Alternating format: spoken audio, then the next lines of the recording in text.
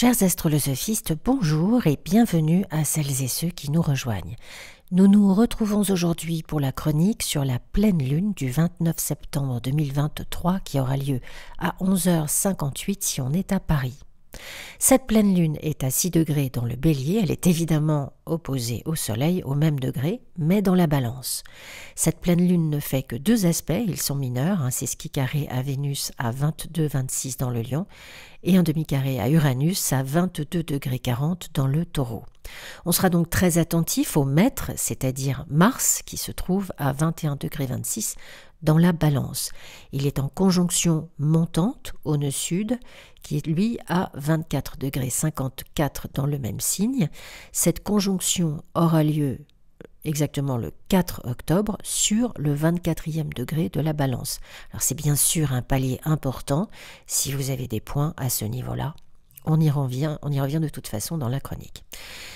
Mars étant semi-sextile à Mercure en Vierge à 20 degrés 33 et il terminera sa période post-rétrograde, Mercure pas Mars, le 30 septembre. Je récapitule, Mercure est passé rétrograde le 24 août à 21 degrés 51 minutes de la Vierge jusqu'au 8 degrés le 16 septembre. On considérera donc qu'il terminera son voyage rétrograde lorsqu'il aura franchi le palier des 21 degrés 51 en Vierge le 30 septembre. Je vous partage ces informations parce que Mars, maître de la pleine lune conjoint nœud sud, et Mercure, encore en période post-rétro, c'est une atmosphère de choses du passé à résoudre. Mars est en sextile à Vénus, en quinconce à Uranus à 22,40 dans le Taureau. Il est en carré à Pluton rétrograde à 27 degrés 51 dans le Capricorne et Mars est opposé à Chiron en Bélier à 18 degrés 12. On a donc le nœud nord, Chiron et la pleine lune en Bélier qui vont être confrontés à leur maître Mars en Balance. Alors maintenant que le décor est planté, on y va. La pleine lune est un moment de culmination émotionnelle, de libération et de prise de conscience.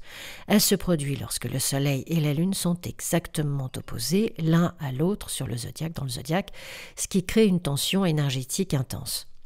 La pleine lune en Bélier, signe de feu, apporte une énergie ardente, passionnée et impulsive à cette période. Le Bélier est le premier signe du zodiaque, ce qui en fait un signe de démarrage, de nouveauté et d'audace. On pourrait donc penser que cette pleine lune en Bélier nous encourage à prendre des mesures énergiques, à exprimer nos désirs les plus profonds et à libérer notre créativité. Ça serait le moment idéal pour se lancer dans de nouveaux projets, pour affronter des défis et pour avancer avec confiance. Et c'est assez juste si je suis dans une dynamique individuelle, comme par exemple un marathon, une ambition sportive, un travail d'écriture, de composition, de création, de m'occuper de mon jardin, de ma maison, n'importe quelle prise d'action dans laquelle j'ai les coups des franches.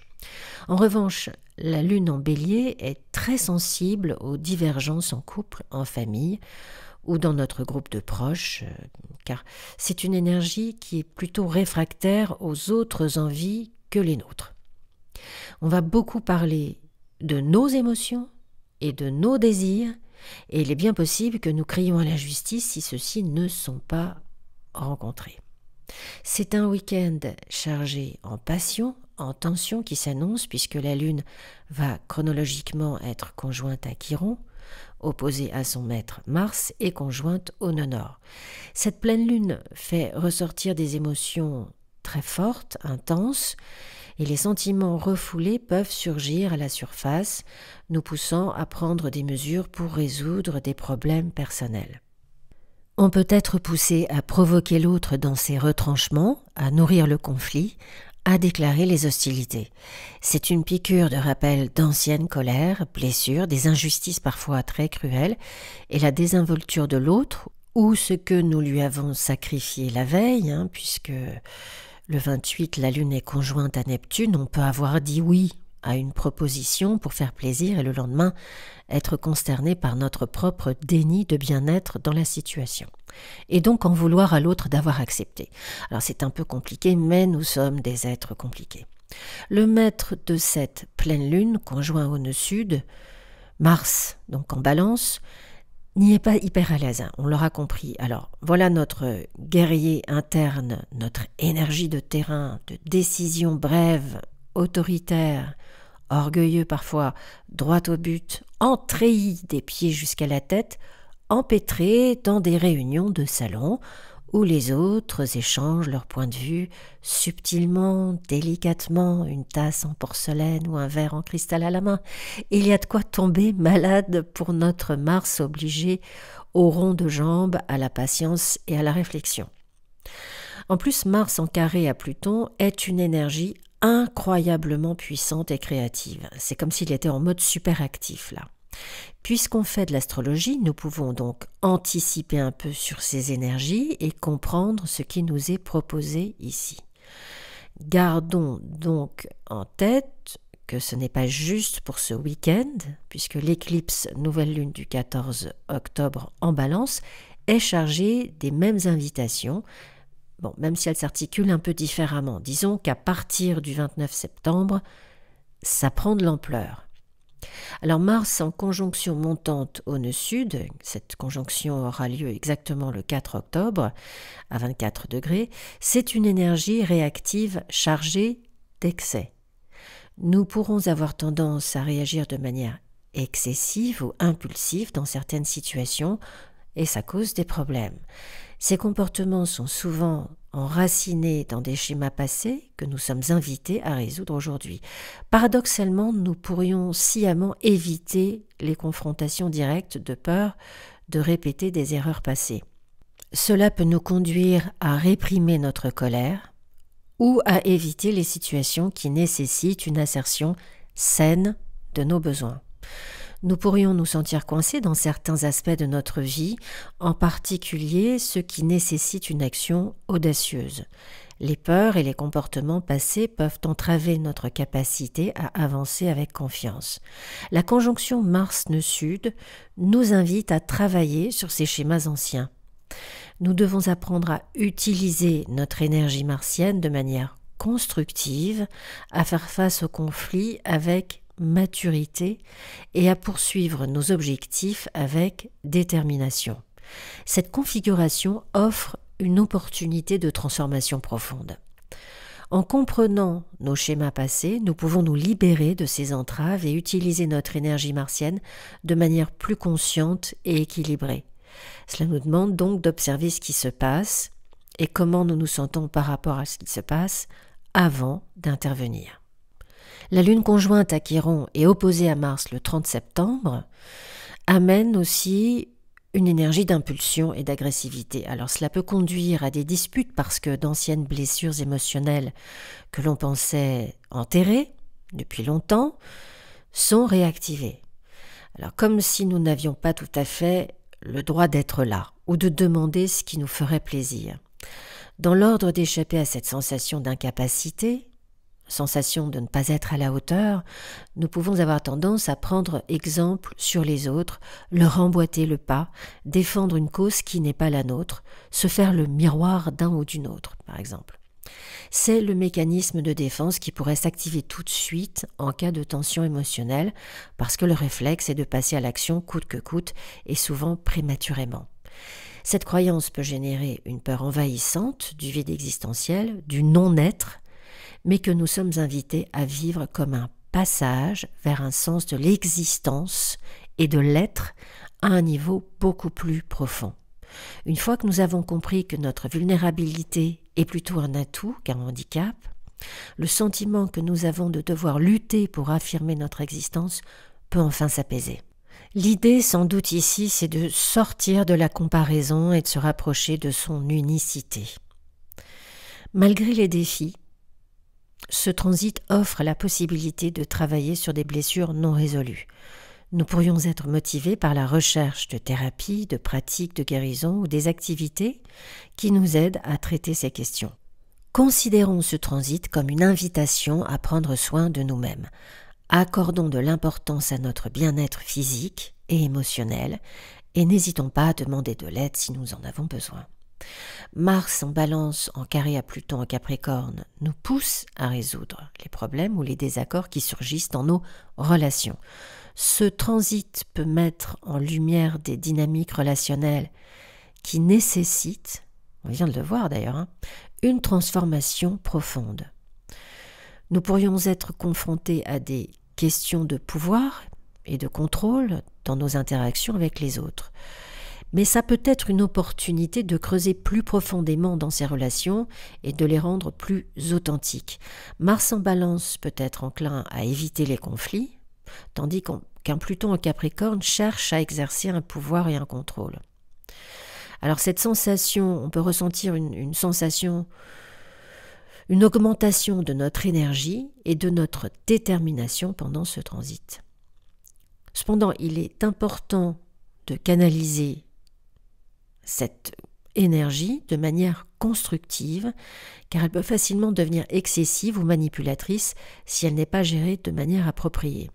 Mars en carré avec Pluton peut également nous amener à réfléchir sur nos désirs, sur nos motivations et sur nos ambitions. Nous pourrions ressentir le besoin de nous remettre en question et de repenser nos objectifs à long terme. Ce transit nous invite à utiliser notre énergie de manière consciente et à éviter les comportements impulsifs ou destructeurs. En pratiquant la méditation, la réflexion et la communication ouverte, nous pouvons éviter les confrontations inutiles et transformer les défis en opportunités de croissance personnelle. On termine par le sextile que Mars fait avec Vénus en Lion, qui va nous aider justement à aborder l'autre avec plus de charme, de douceur, ou en tout cas dans un esprit de coopération. Ce transit peut raviver la passion dans nos relations amoureuses. Nous pourrions nous sentir plus désireux de montrer notre affection et de passer du temps en qualité avec notre partenaire. Nous arrivons à trouver un équilibre entre notre besoin d'indépendance et notre désir d'intimité. Les compromis dans les relations sont plus faciles à atteindre. C'est plus juvénile, léger, ludique comme énergie et donc aérer un peu notre pleine lune. Uranus est très proactif dans cette pleine lune et rajoute de l'impulsivité à Mars. Mais en surfant sur la curiosité d'Uranus, notre capacité à penser de manière originale et à trouver des solutions créatives aux problèmes est stimulée. Notre désir d'apprendre de nouvelles choses est éveillé et nous sommes particulièrement ouverts aux idées nouvelles et aux perspectives différentes. Du coup, nous pouvons nous retrouver compétentes dans des situations imprévues. N'hésitons pas à sortir un peu, cinéma, café, restaurant, c'est un excellent moment pour socialiser et rencontrer de nouvelles personnes. Notre charme personnel est accentué, ce qui peut nous aider à nouer des relations ou à renforcer des liens existants. Vénus est également associée à la créativité et à l'expression artistique. Nous pourrions être inspirés pour créer de l'art ou pour apprécier davantage la beauté dans le monde qui nous entoure. Si nous travaillons sur des projets en collaboration, ce transit peut stimuler la créativité et la productivité dans ces efforts conjoints. Les révélations, les réalisations qui nous sont proposées aujourd'hui sont importantes dans l'ordre de préparer la saison des éclipses qui arrivent. L'éclipse solaire du 14 octobre sera conjointe au nœud sud et nous invitera à réfléchir sur les aspects de notre vie qui ne nous servent plus, que ce soit au niveau personnel, relationnel ou professionnel. C'est le moment de nous défaire de ces éléments, de prendre des décisions audacieuses pour avancer et de nous aligner davantage sur notre chemin de vie représenté par le nœud nord en bélier, un ego sain. Que donne l'énergie de la pleine lune en bélier si elle tombe dans votre maison 1 ? Bien, la maison 1 est associée à votre identité, votre apparence physique et votre personnalité. Avec la pleine lune en bélier, ici, on pourrait se sentir particulièrement énergique et confiant. C'est le moment de mettre en avant son vrai soi et de prendre des mesures pour atteindre ses objectifs personnels. On pourra être plus assertif dans nos relations et notre apparence physique peut jouer un rôle plus important dans notre vie. La pleine lune en bélier en maison 2, c'est lié à la sécurité matérielle, à l'argent et à la valeur personnelle. Cette pleine lune peut nous pousser à prendre des initiatives pour augmenter nos revenus ou revoir nos valeurs personnelles. On pourrait ressentir le besoin de prendre des risques calculés pour améliorer notre situation financière. C'est un bon moment pour travailler sur notre estime de nous, de soi, et notre confiance en nos propres compétences. La pleine lune en bélier en maison 3, la maison 3 régit les communications, les déplacements, l'apprentissage. Avec cette pleine lune, on pourrait se sentir très communicatif et désireux de partager ses idées. C'est le moment idéal pour entreprendre de courtes excursions ou pour entamer de nouveaux projets d'apprentissage. On pourrait également être un peu plus franc dans nos interactions avec les autres, alors peut-être d'être un peu plus attentif à cela pour éviter les conflits. La pleine lune en maison 4, c'est lié à la famille, à la sécurité émotionnelle. Cette pleine lune peut entraîner des tensions en famille, mais elle offre également l'opportunité de résoudre des problèmes de manière proactive. On pourrait ressentir le besoin de créer un espace de vie plus confortable ou de renforcer nos liens familiaux. La sécurité émotionnelle peut être évidemment un sujet clé ici. La pleine lune en bélier dans votre maison 5, c'est lié à la créativité, aux loisirs, à la romance, puis aux enfants. Cette pleine lune peut nous rendre particulièrement passionnés et créatifs. C'est un moment favorable pour explorer de nouvelles activités artistiques ou pour rechercher des opportunités romantiques. Vous pouvez également ressentir le désir de prendre des risques calculés dans votre vie amoureuse. Si la pleine lune en bélier tombe dans votre maison 6, la maison 6 est liée à la santé, au travail, à la routine quotidienne. Cette pleine lune peut vous pousser à prendre des mesures pour améliorer votre bien-être physique et votre routine. Vous pourriez être plus déterminé à atteindre vos objectifs professionnels et à vous occuper de votre santé. La pleine lune dans votre maison 7, il s'agit ici du domaine du mariage, des relations, des partenariats. Cette pleine lune peut mettre en lumière des questions relationnelles. On pourrait ressentir le besoin de prendre des mesures pour équilibrer nos relations ou pour résoudre des conflits. C'est aussi un moment propice pour conclure des partenariats. La pleine lune dans votre maison 8, qui associe la transformation, la sexualité, les finances partagées, cette pleine lune peut vous pousser à explorer des questions liées à la transformation personnelle ou à la gestion financière. Vous pourriez être plus axé sur l'intimité et la profondeur émotionnelle dans vos relations. La pleine lune en bélier dans votre maison 9, la maison 9 est liée au voyage, au long voyage, à l'expansion mentale et à la philosophie, à l'étranger, à l'international. Cette pleine lune peut nous inciter à rechercher de nouvelles expériences et à élargir nos horizons. Nous pourrions nous sentir inspirés pour entreprendre des voyages ou pour approfondir nos connaissances dans un domaine particulier. La pleine lune dans la maison 10 régit la carrière, la réputation, la notoriété. Cette pleine lune peut stimuler nos ambitions professionnelles et nous donner la détermination nécessaire pour atteindre nos objectifs de carrière. C'est le moment idéal pour mettre en avant nos compétences et notre leadership. La pleine lune en bélier dans la maison 11, qui est associée aux amis, aux groupes, aux aspirations. Cette pleine lune peut nous pousser à nous engager davantage dans des activités de groupe ou à poursuivre nos rêves et nos objectifs personnels. Nous pourrions être plus actifs dans nos relations amicales. La pleine lune en bélier en maison 12, qui est liée à la spiritualité, à la conscience inconsciente et au retrait. Cette pleine lune peut nous inciter à explorer notre monde intérieur et à travailler sur des questions spirituelles. Nous pourrions ressentir le besoin de prendre du temps pour la méditation, la contemplation et la guérison intérieure. Voilà, chers astrolosophistes, cette chronique est à présent terminée. Alors parce que nous approchons des 6000 abonnés, je voulais vous adresser un immense merci pour avoir rendu cette aventure astrologique si spéciale. Chacune et chacun de vous contribue à la magie de notre petite communauté et je suis honorée de vous avoir à mes côtés. Chers astrolosophistes, je tiens donc à vous remercier pour vos likes, vos commentaires, vos partages et votre précieux soutien en offrant une lecture de thème au 6 000e abonné et à tous les autres abonnés une promo de 35% pendant tout le mois d'octobre sur l'analyse des transits, une synastrie ou encore une révolution solaire si c'est votre anniversaire. Et ce n'est pas fini, une consultation à moitié prix lors de l'équinoxe de printemps 2024 afin que nous fassions le point d'ici 6 mois. Vous pouvez me joindre à l'adresse qui s'affiche à l'écran astrolosophicafé@gmail.com pour prendre ces 2 rendez-vous. Je vous souhaite une magnifique pleine lune. Soyez douce, soyez gentils avec vous-même et je vous dis à bientôt sur Astrolosophie.